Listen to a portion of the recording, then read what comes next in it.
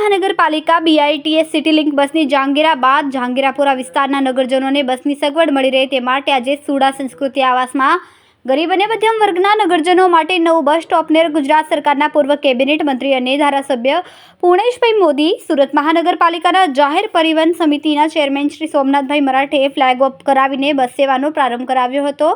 જાહેર પરિવહન સુવિધાનો લાભ મહત્તમ લોકોને જ મળે તેમજ સૌને સરળતા વર્તાય તેવા ઉમદા વ્યવસ્થાપનના નિર્માણ અને અર્થે રાજ્ય સરકાર કટિબદ્ધ છે।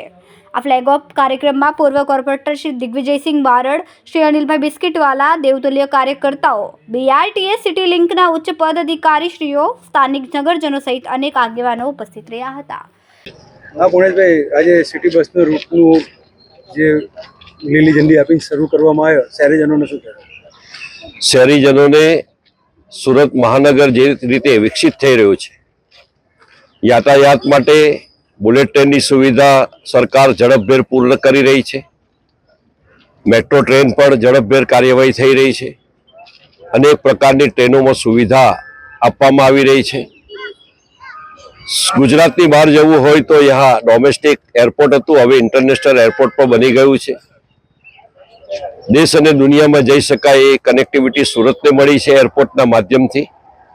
સાથે સાથે જે ગુજરાત સરકારની બસ છે એમાં લગભગ દરરોજ 25 લાખ મુસાફરો મુસાફરી કરે છે।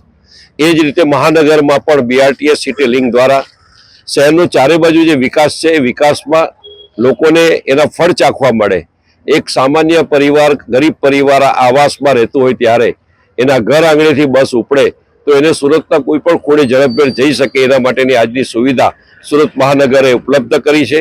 ત્યારે આ BITSના ચેરમેન શ્રી સોમનાથભાઈ મરાઠે એમણે ખૂબ ઝડપભેર નિર્ણય લીધો, ખૂબ ઝડપથી આ કાર્યવાહી કરી। એમને ખૂબ ખૂબ અભિનંદન પાઠવું છું, એમના કામને બિરદાવું છું। અને ઝડપથી આપ જોઈ શકો છો કે આજે એક બસનો શુભારંભ થયો છે।